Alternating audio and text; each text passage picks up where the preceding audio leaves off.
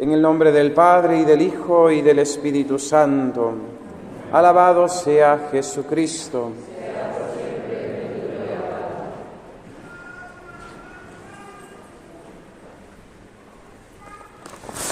Un hombre, un funcionario real que estaba al servicio de Herodes Agripa, gobernador de Galilea, se acerca a Jesús.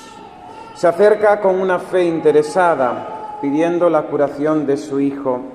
Y tras la conversación con el Señor termina con una fe más perfecta. Creyó él y toda su familia y toda su casa. Se acerca a Jesús porque algo de fe tiene.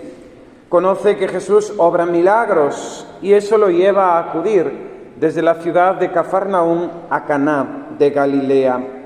Oyendo que Jesús había llegado de Judea a Galilea, fue a verlo.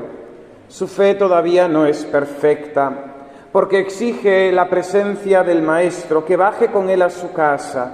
Le pedía que bajase a curar a su hijo que se estaba muriendo. Jesús le reprocha la necesidad que tienen de manifestaciones extraordinarias, pues como dice el apóstol, los judíos exigen signos, señales, prodigios, milagros. Si no veis signos y prodigios, no creéis. Pero aquel funcionario real insiste: Señor, baja antes de que se muera mi niño. Y Jesús le confirma el milagro ya realizado: anda, tu hijo vive. La fe de este hombre crece porque cree en la palabra de Cristo, en un acto de confianza y obediencia.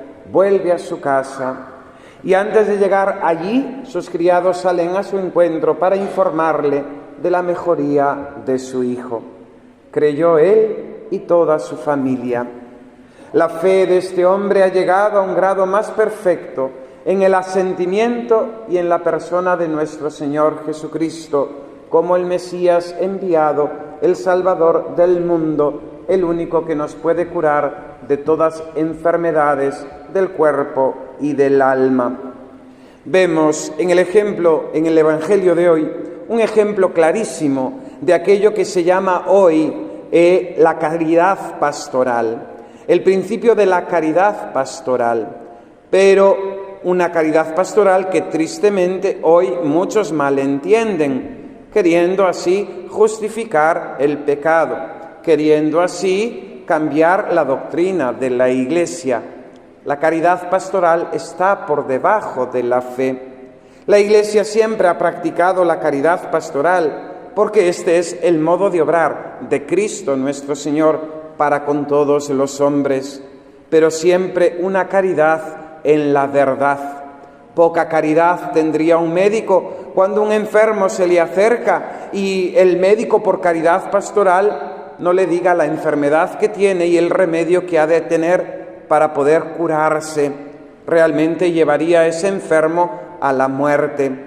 Por eso, en estos tiempos tan complicados, aprendamos, leamos el Evangelio y veamos cómo Cristo nos enseña a ser verdaderamente caritativos. La Iglesia siempre ha sido madre, la Iglesia siempre ha sido acogedora, la Iglesia siempre ha estado abierta a todos, pero con la verdad por delante, siempre con la verdad del Evangelio, siempre con la verdad que nos salva. Es necesario, mis queridos hermanos, que nos preguntemos ¿qué es la fe? En la Sagrada Escritura hay muchas palabras que se refieren a esta realidad de la fe. Primero, como la fidelidad a las promesas hechas a Dios, las mismas promesas que Dios hace para con su pueblo, o las mismas promesas que se hacen los hombres entre sí. Una fe que lógicamente va relacionada con un acto de confianza en el otro. Otras veces en la Sagrada Escritura la fe se presenta como la aceptación o el asentimiento a lo que otras personas dicen. Una fe humana. Todos tenemos esta fe humana en el testimonio de los científicos, de los historiadores, de las personas que nos hablan o incluso de la bondad de una persona que nos ofrece algo para comer y lógicamente creemos que lo hace para nuestro bien y no pensamos que nos da un producto envenenado. Otras veces la fe aparece como sinónimo de la misma revelación, de ese proceso en el que Dios nuestro Señor, de muchos modos, a lo largo de los siglos, habló por medio de los profetas, dándose a conocer a su pueblo.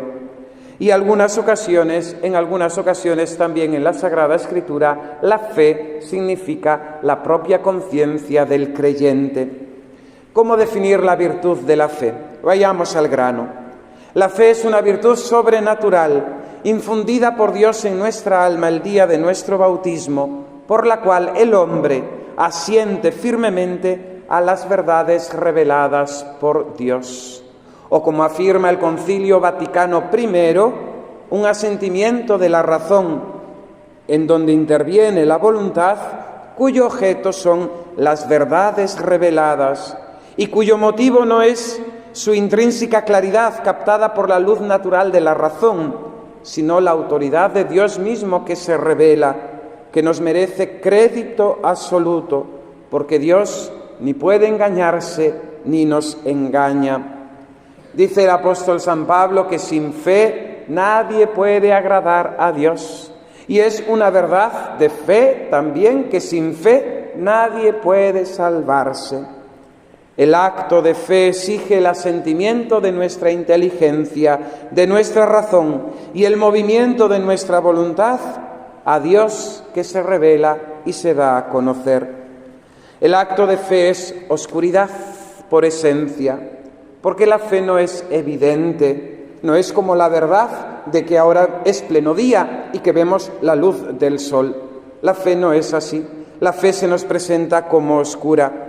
Exige de nosotros confianza y obediencia en aquel que se revela, que es Dios nuestro Señor. Oscuridad de la fe, en cuanto que las verdades y misterios de la fe no son captadas por nuestra inteligencia de forma evidente, ni son fruto de nuestro raciocinio, sino que los misterios de la fe superan nuestra capacidad humana de conocer. Oscuridad de la fe, pero no un conocimiento irracional, absurdo, porque todo lo que se presenta para ser creído por Dios revelado es razonable. La misma razón puede buscar, comprender, entender y ver la lógica interna y la conexión de los misterios de la fe. Oscuridad de la fe, al mismo tiempo, va acompañada de una seguridad y certeza inamovibles en el creyente. El entendimiento asiente convencido y sin temor a equivocarse, porque es Dios quien se revela. Nuestra inteligencia siente convencido y sin temor las verdades de la fe, porque tiene una garantía segura, que es la misma omnisciencia y verdad de Dios. Dios lo conoce todo, Dios lo sabe todo, Dios es la suma verdad. ¿Cómo funciona la fe en nuestro proceso psicológico? La razón humana demuestra haber motivos suficientes para aceptar una verdad como revelada por Dios. Estos motivos pueden ser externos, como los milagros en el Evangelio, o motivos internos de la experiencia espiritual de cada uno. Ambos son necesarios. La razón entiende que esos motivos son suficientes para creer en Dios y creer en lo que Él nos enseña como verdad revelada. Y al mismo tiempo nuestra razón afirma que si Dios se da a conocer, yo he de someter mi inteligencia, yo he de creer. Una vez que la razón entiende esto, se mueve nuestra voluntad. Y es nuestra voluntad la que mueve el entendimiento para dar el asentimiento a la fe y creer en Dios que se da, que se revela. El entendimiento cree. En otras palabras, el entendimiento ve razonable dar un sí porque la autoridad de Dios le ofrece plena garantía, pero no puede darlo si no se lo manda la voluntad, porque por sí mismo el entendimiento solo cede ante la evidencia. Por eso, otra de las características del acto de fe es que es un acto libre. Es el hombre en su voluntad el que mueve a su inteligencia a creer, asistido por la gracia de Dios. Porque nuestra inteligencia solamente se mueve por sí misma cuando es algo evidente, como que ahora es pleno día. La fe es siempre sustancialmente la misma, la fe del teólogo que la fe del campesino. Su naturaleza y definición no varían por los diversos grados o aspectos que pueda asumir. Aunque es cierto también, como hemos visto en el Evangelio de hoy, que la fe puede tener un crecimiento, de una fe más débil a una fe más fuerte, de una fe más imperfecta a una fe más perfecta, según la voluntad mande con más energía y decisión en el acto de fe. Es importantísimo el papel de la voluntad en la fe. Una voluntad sincera, despojada de pasiones, prejuicios y respetos humanos, asentirá más fácilmente a todas las verdades de fe. Muchos son incrédulos, se manifiestan ateos o agnósticos, no por cuestiones de entendimiento, sino porque anda por medio el corazón con sus pasiones. Prefieren vivir a sus anchas antes que someterse al yugo de la obediencia. Si Dios es Dios y ordena unos mandamientos, yo he de obedecerlo. Por tanto, como no quiero obedecerlo, niego la existencia de Dios y vivo a mis anchas. Creer, mis queridos hermanos, no es fruto de nuestra propia inteligencia, es distinto a pensar o juzgar, y sobre todo en nuestros tiempos, creer no es sentir, creer no es sentir. Esa fe que se funda en el sentimentalismo es paja que una vez que se prende el fuego se desaparece rápidamente, pero en ese sentido hemos de saber que la fe es el asentimiento de la razón y de nuestra voluntad a lo que Dios revela.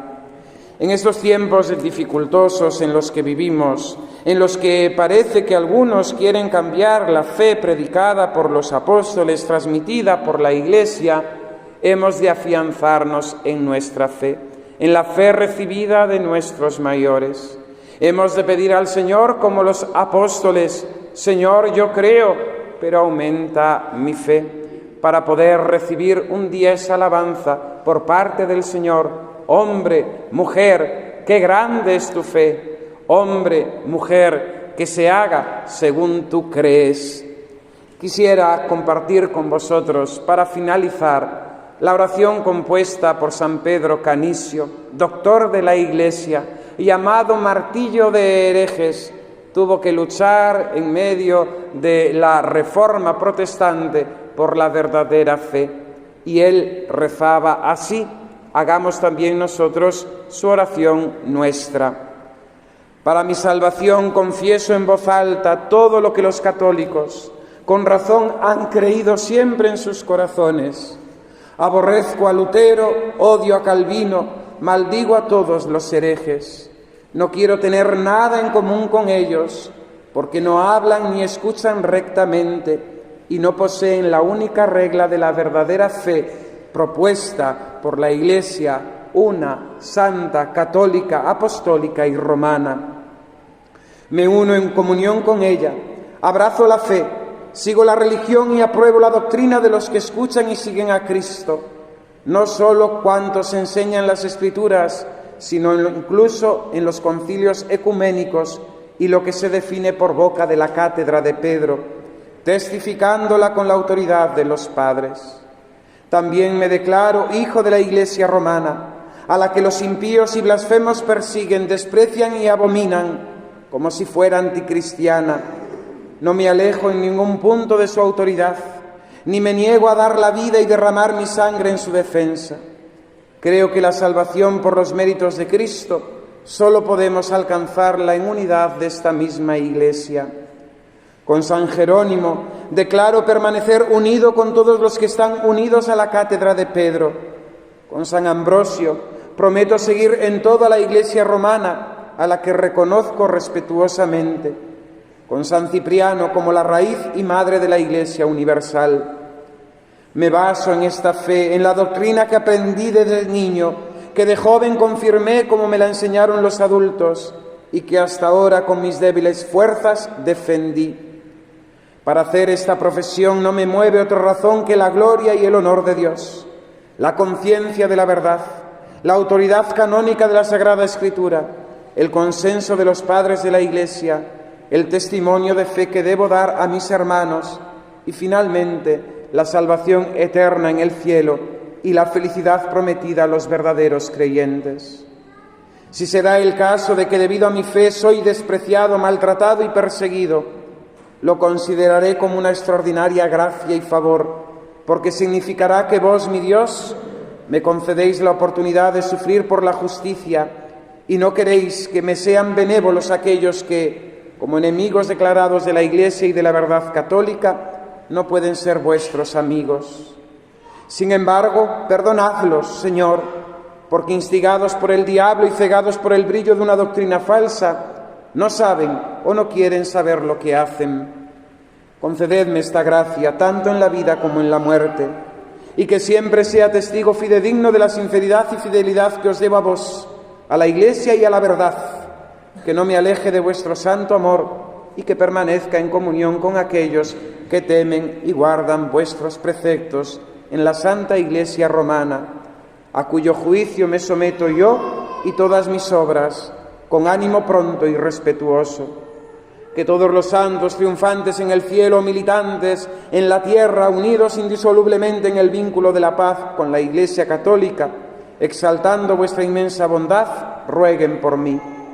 A vos, que sois el principio y fin de todos mis bienes, sea todo honor y gloria por los siglos de los siglos. Amén. Hoy, 15 de octubre, Santa Teresa de Jesús, acojamos esa frase de ella y démonos cuenta. Corren malos tiempos, se necesitan amigos fuertes de Dios. Que por intercesión de Santa Teresa de Jesús nuestra fe se vea fortalecida y confesemos siempre esa fe recibida por nuestros mayores en la tradición de la Iglesia. Que así sea. En el nombre del Padre, y del Hijo, y del Espíritu Santo. Amén.